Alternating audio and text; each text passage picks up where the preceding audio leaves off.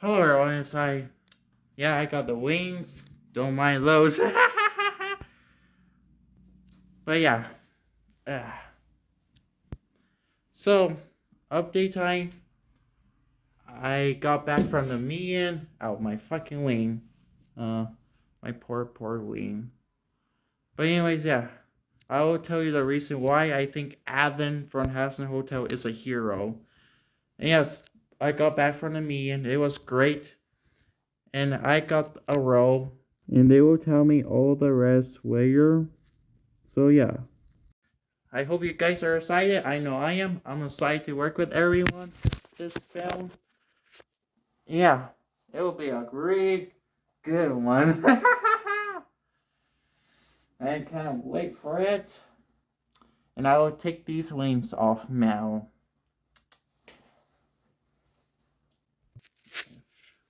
Got the wings off. Now has moved the baby. Oh yeah, look at this beautiful fucking baby. Now that's a kid you so want. I was thinking to get a human kid, but my ex didn't give me a chance to give her a proper answer. But hey, I got my retards with me. I got two of them. I know. I used to have three, but one of them got taken away.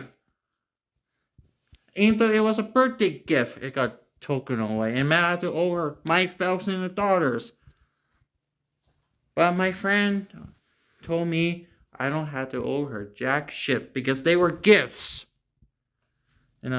Rest of you told me the same thing. They were gifts. So yeah, if she wants them, I'll give them back peacefully, not finance. But anyways, yeah, let's talk about Adam, the first man. So yeah, I think he's the hero. Like he's the true hero of this show, and he's the only character, like the only male character who isn't, gay or bi or ace or whatever. And he reminds me of myself a lot. While a rageable man. But anyways, says don't talk about that. Look, Adam, look. Him killing sinners, look, they are called sinners for a reason. They're in hell for a good damn reason. They all rape, they sexual assault, they did crime, they murder.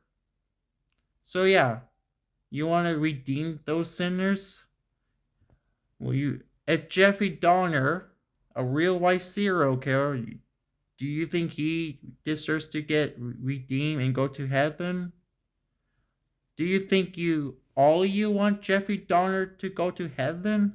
No, you don't, because Jeffrey Dahmer is a terrible person. Just like pedophiles. You want pedophiles to get redeemed and go to heaven? Or do you want sex offenders to go to heaven? No, that's wrong, and they all deserve to get punishment. So was Adam right about hell is forever, like it or not? You have the chance to behave better, mail your bolo in a pot. Was he wasn't he right? He is right. Yes, I know it's a show, it's a cartoon, but in real life there will be no hotel to redeem sinners. Hell is forever, like Guramat, and you have more than one chance when you're alive in Earth, like right now. So in a way, Adam was right. And Adam can't be too bad because he's an angel. He died and went to heaven. So he can't be that bad. Look, the first woman in the show, she's a cheater. And she's not reliable because she also let her husband and her daughter to go to heaven. So Adam's first wife isn't reliable. And what about Eve? She took a bite of the apple. and oh shit happened, and oh hell got news. Shit happened. I know in the show, Hassan Hotel made him as the villain, but I am going to be this guy who will offend him. And why is a good idea to get rid of the sinners? It doesn't matter if you love him or hate him. It's indisputable that Adam is one of the most memorable characters from Hazbin Hotel. But while most see him as the villain that Hazbin Hotel portrayed him as, I'm fully willing to be the guy who will tell you unironically that Adam is not only the best character in Hazbin Hotel, but was in the right when it came to his exterminations of sinners in hell. Hell is a terrible place. It is a containment center for the worst people who have ever walked on Earth. Hell is not a nice place. Murder, sexual assault, crime, manipulation, and abuse run rampant throughout hell. And I know what you guys are going to say, but Adam was controlling and he abused both his ex-wives. Well, his first wife is a cheater. She left him. And his second wife broke the rules and ate the apple and also cheated on him with the same guy. Imagine this. You are the first human on Earth who got cheated. The first human in history who got cheated. Your first and second wife cheated on you with the same guy. Like, what will you feel like? How will you react to all of this? You will probably feel anger. You probably will feel angry and you probably want revenge or something to erase your hatred or your anger. Like most people go to the gym to erase anger or play a video game to erase stress. Adam, he just goes in hell and kills the sinners to erase his anger and stress. And don't forget who allowed all of this to happen. Sarah, right? Sarah read it and allowed this to happen in the start. So Adam was just doing his job. Heck, that is his job, is to go down there and kill all the sinners. So can we rebate him for doing his job?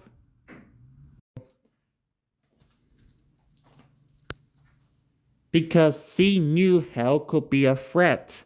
In season 2, hell was a threat. They almost took over heaven and killed all the angels and killed all the people in there. With that tank that Fox has someone built for him. So, going back to season 1, can we rebate Adam to get his army and wipe up every sinner that they see? So they wouldn't do that type of stuff? And also, Adam was doing his job. Like, his job is to go and kill all the sinners. Because that's what Sarah commanded him to do. So, who is there to blame, him or her? And also, Adam was the first man, and his job was to make the human race. Look, in the show, they didn't properly got us his backstory about him, his first wife. The only thing we heard was he was controlling. But, like, what type of controlling? You know? Like, which way controlling? Like, we never got any answers about that part. And when his first wife cheated on him and left him,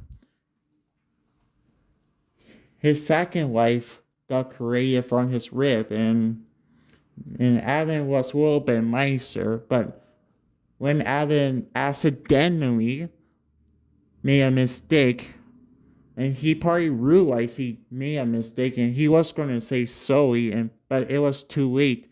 Eve already took the bite of the apple and cheated on him.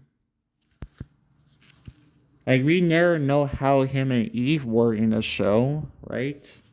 Because, like I said, the show never got us his backstory, like why he's the way he is, or anything like that.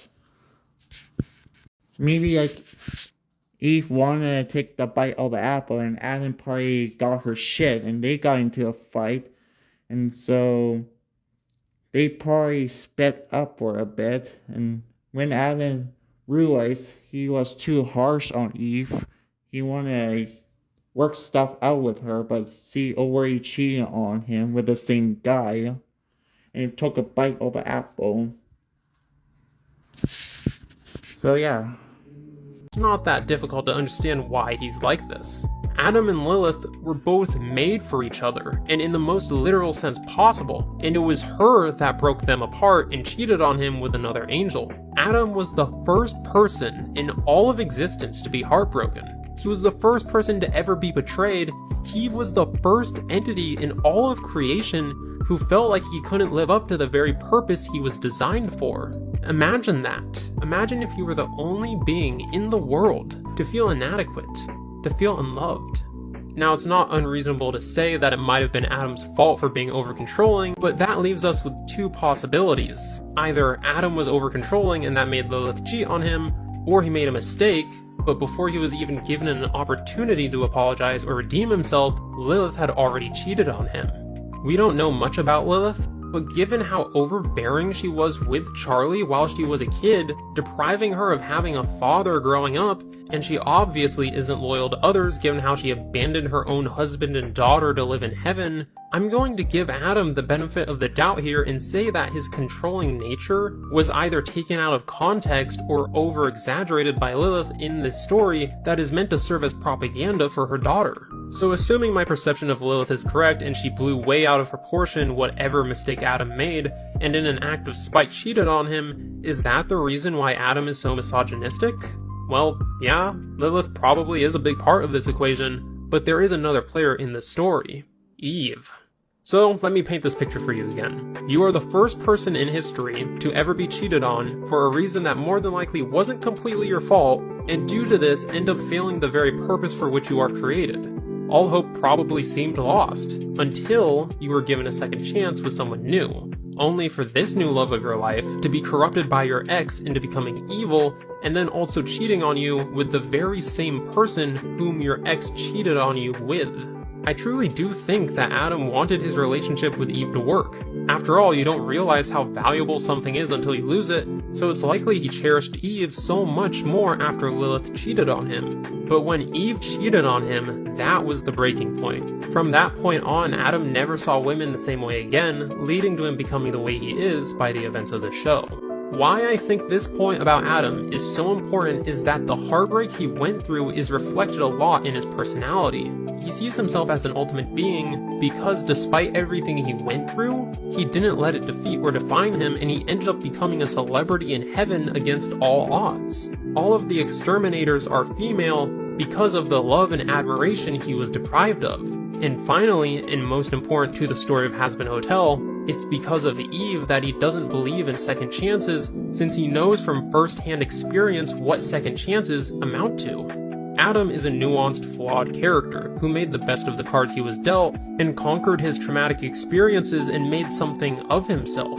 He wasn't an altruistic hero who did what he did in the interest of others. He was an unintentional hero who acted in his own self-interest, and in doing so, freed many souls of their eternal torment, and became a force of nature who acted as an indiscriminatory vessel to keep the most powerful beings in hell in check. And in his final moments, after all the betrayal he experienced with Lilith and Eve, he died like a hero, smiling, knowing that there was at least one woman who cared and was loyal to him to the bitter end. Yeah. Adam died like a hero, with a smile. At least there's one woman out there who truly care and love him who he is. He died in peace. But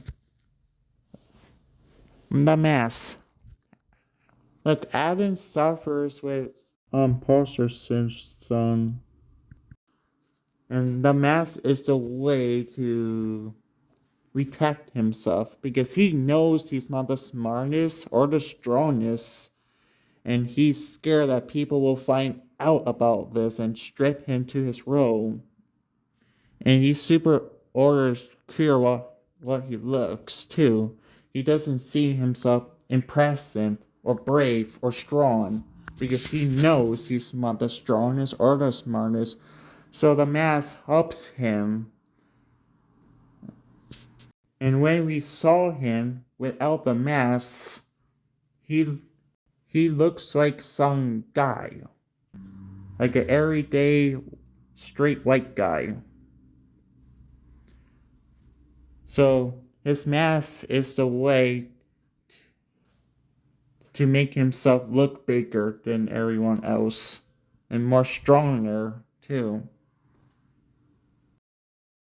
Why does Adam never take off his mask? The truth behind it is heartbreaking. In Hazbin Hotel, Adam always hides his face behind a mask, which makes him stand out from the other angels who show themselves freely. It makes you wonder, why is he so scared of people seeing what's underneath? First off, he struggles with imposter syndrome. He's the very first human in heaven, and he's proud of that. But deep down, he knows he's not the smartest or the strongest. He's terrified people will find out he's not really fit to lead and strip him of his role, so the mask becomes his cover, his way to fake confidence. Second, he's insecure about how he looks. Unlike the naturally flawless angels, Adam doesn't see himself as impressive. He worries they'll laugh at him or look down on him. To him, the mask is the only shield he has. And Adam might suffer with depression. So that's the other reason why he wears the mask as well. So he could hide his depression. Because when he took his mask off, he has like dark circles around his eyes. No one realized that he, just like Lucifer, was suffering from depression. From the very first episode of season 1, he was constantly eating. Even during meetings, he could finish an entire plate of ribs by himself. So just like Lucifer, Adam fell into depression. It's obvious that ever since he got to heaven, Adam has developed a massive paunch, and just like Lucifer's obsession with rubber ducks, it's actually the result of them both trying to cope with depression. Lucifer once said that Adam completely let himself go after arriving in heaven. What he didn't say was the reason why, because the reason was Lucifer himself. Adam's first wife ended up trapped in hell together with Lucifer, and during Lucifer's fight with Adam, it was implied that Adam's second wife, Eve, also had some kind of romantic history with Lucifer. If Adam really was as emotionally sensitive about love as he seemed, then it's not surprising he fell into depression just like Lucifer. Lucifer copes by making endless rubber ducks, while Adam chose a more straightforward method, gluttony. Look at the food in heaven, it's almost all sugar, and Adam can destroy an entire platter of ribs by himself during a meeting. But yeah, that's probably the reason why Adam wears the mask, is probably to hide his true self. But yeah, him eating is a sign of depression. A super big sign. But yeah. But I'm glad they did bring Adam back some way or shape or form. I know a lot of people want him back as a sinner and give him a sinner arc and redeem himself. But the creator said like they wish they had more time with Adam, but they didn't because of the runtime and stuff. So they could do what they could, and they were proud how Adam turned out to be in the show. Adam is not coming back in season 2 of Hazbin Hotel. So for those who weren't aware, there was a big theory in the Hazbin Hotel community that Adam may return in season 2 as a sinner. Now if you didn't know, the other day Vivzy did a big interview where she explained that Adam isn't coming back. Adam has been killed off, which has successfully debunked this theory and a lot of people's videos, including myself. And the creator also said like Adam's death was planned and he was always meant to die in the first season. So Adam was meant to be like a one-off filming. But that doesn't mean he's not an important character. He's still an important character to Moop's story, April's story, Becky's story, to Eve's story, to Adam's first wife story. He's still important to those characters' stories. definitely with Moop, because she's the one who's seeing him around, because she misses him so much, so she imagines that he's with her.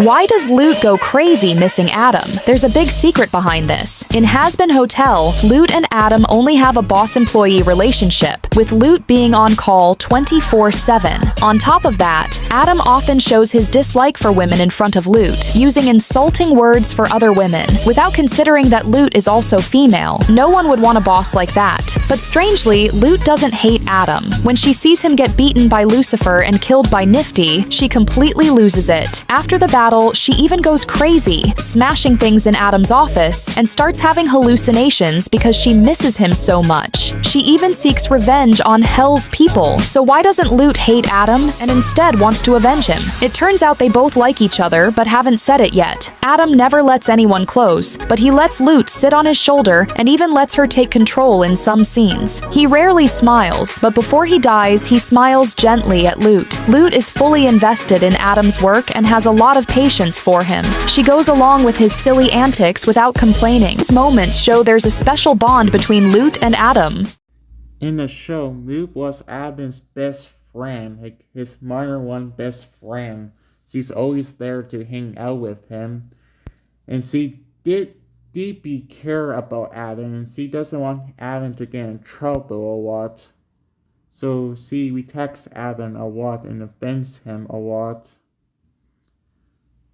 Even though Adam is her boss and she's his second command, those two are perfect friends. They hang out with each other as friends. But time went by, years went by, months went by, Moop did grow some feelings to Adam, and maybe Adam did feel the same way to Moop as well. But they both didn't say it to each other. Maybe both of them were too shy and embarrassed to tell each other about their feelings. And when Adam's death, the only thing Moop wants to do is revenge him, like revenge her friend, but the other angels didn't want that. They were more concerned about a sinner who got redeemed and went to heaven. They were more concerned over that than Adam's death. Even Abel, Adam's son, wasn't too concerned of his dad's death. They were more worried about Serpessus got redeemed. Why is Lute the only angel grieving Adam's death? Is dead. Heaven's high command doesn't even blink. To them, he's nothing but a strategic log. Only his lieutenant Lute completely falls apart. She keeps Adam's golden bloodstains on her uniform. She turns his halo into a bracelet. She even sees his hallucination in the office and screams her lungs out in song. That kind of release goes way beyond workplace loyalty. From the moment she was forged as an exorcist, Lute has followed Adam. Sure, the guy was crude, also called her his reliable right hand and shared the thrill of slaughter with her. In those long, bloody years, she fell hard for him, even though he never once gave her a romantic glance. Lute didn't care. In Season 1, she defends him in court, praising the leadership of the biggest asshole in heaven. In Season 2, the mask finally cracks. She belts like gravity through tears, clings to his hallucination for comfort, and makes revenge her entire mission. Heaven treats Adam like a replaceable asset, but to Lute, he was the most precious thing she ever had. Maybe one day she'll become the most unstable fuse between heaven and hell. Except Lute seemed to care about Adam's death. In Hazbin Hotel, Adam is the leader of Heaven's army and the ancestor of all humankind. But after he dies, only Lute truly breaks down. The rest of the angels don't seem sad. They're more worried about Hell's retaliation. Even Emily, who's usually kind and fair to everyone, talks about Adam's death with surprising coldness. Death didn't really matter to Heaven. The angels believed he simply died in the war he started, even if that war was meant to protect Heaven. As Adam himself once said, "What do you want from me? I'm just one guy." More importantly, after Adam's death, Heaven faced far more urgent problems, choosing his successor, restoring order, and deciding what to do with Lute, Abel, and the remaining exterminators. So, except for Lute, every other angel saw Adam was just someone replaceable. And I'm pretty excited for Moop's story. In Season 2, she didn't have the chance to do much. She was just there. But in episode 2, they were cooking something up with her. We don't know what it is, but they're planning something to do with that character. But to the rest of the episodes, she was just there. I know there was a big fight in the last episode, and Abel stopped her. Did you know this in Hazbin Hotel? During the Season 2 finale, we see Abel finally take a stand against Lute. Let's talk about it. So, throughout the season, Abel took a back seat compared to the other characters. During episode 8, Vaggie and Lute have a battle, with Abel struggling to figure out on what to do. Eventually, Abel takes a stand, puts his helmet on, and tells Lute to stand down. As he does so, a vision of his father appears behind him, convincing Lute to listen to his orders, and she retreats. Because Abel scared her. No one realized that Abel's roar was just for show. The real sting for Lute came from Adam's cold gaze behind him. As early as Season 1, Lute treated Adam completely differently from the other angels. Adam had always done whatever he wanted in heaven, and almost every angel couldn't help but complain about him, except Lute. Lute's eyes showed clear admiration and care. It wasn't how a normal subordinate reacts to a boss. More importantly, whenever Adam was criticized for his overly brutal exorcisms, Lute was always the first to defend him, even if it meant going against the senior angels. However, the war in hell changed everything. After Adam's sacrifice, Lute completely broke down, haunted by hallucinations. What's even more heartbreaking is that in her revenge songs, those lyrics that seem angry or wild actually hide the feelings she never got to confess to Adam. All these little details silently reveal the depth of her love. The truth is clear. Lute didn't turn away because Abel scared her. She did it because she saw Adam. At that moment, she wasn't leaving the battlefield. She was stepping away from a love that hadn't yet healed. And at the end, she got a disgust look of the sinners getting redeemed. And heaven is gonna let the hotel do their job. So she fight away and planning her revenge and planning something. So I hope Moop will have more story in Season 3 and more screen time in Season 3.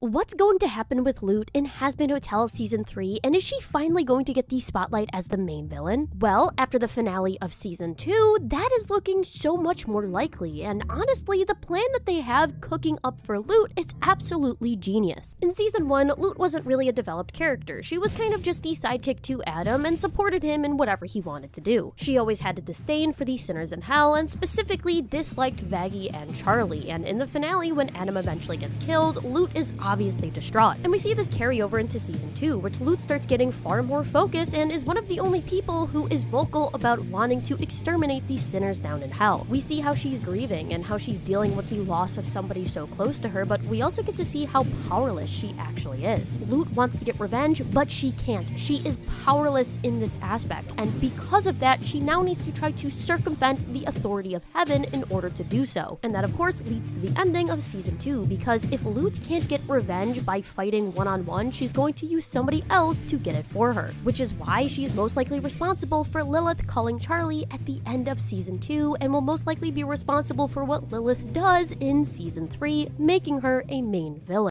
Did you notice Lute's expression just before she left? She had already prepared for her revenge. At the end of Season 2, her expression as she left, clenching her teeth while holding back her emotions, seemed like she was suppressing a burning flame of revenge inside. Back in Season 1, right after Adam died, she immediately warned Lilith, either stop Charlie or get out of heaven. From that moment, the seeds of revenge quietly took root. During the Hell War, when her left arm was pinned under the rubble, she didn't hesitate to tear it free and keep fighting, even directing her teammates through the pain, showing she would never abandon her goal, no matter the obstacle. Later at the Heaven Council, her strategy was always the same: completely annihilate hell. Her core logic was extreme and ruthless. Heaven is absolutely right. Demons are absolutely evil. From these details, it's clear that every step Lute takes is meticulously planned, calm, and decisive. So when she left, that expression, clenching her teeth while holding back her emotions, actually revealed a secret. She is a woman who has planned every step with a burning flame of revenge in her heart, moving steadily toward her ultimate goal. So yeah, I'm pretty excited about Season 3 and about Moop and what will happen to her. Yeah. And I thought like C will be the next leader, but I didn't expect it will be Abel. Adam's son will be the next leader. So yeah, a lot of people wanted her to be the leader. But you know what? Just wait and see until Season 3. So like, what do you guys think of Adam? And all of this is my opinion, and so yeah. Do you guys agree with me? Disagree?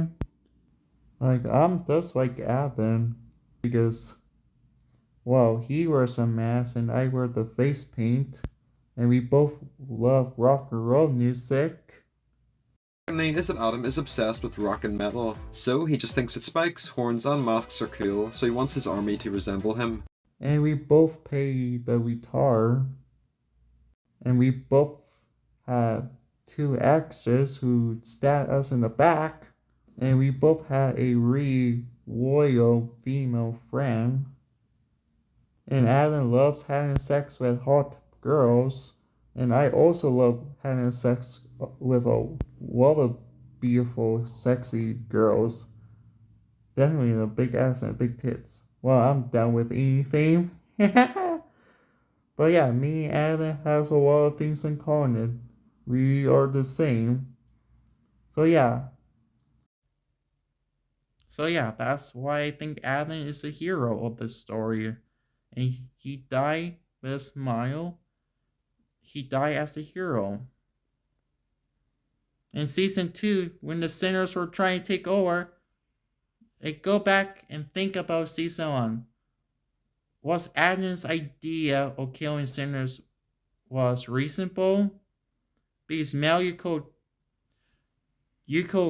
realize how crazy the sinners could be, like Fox as a sample.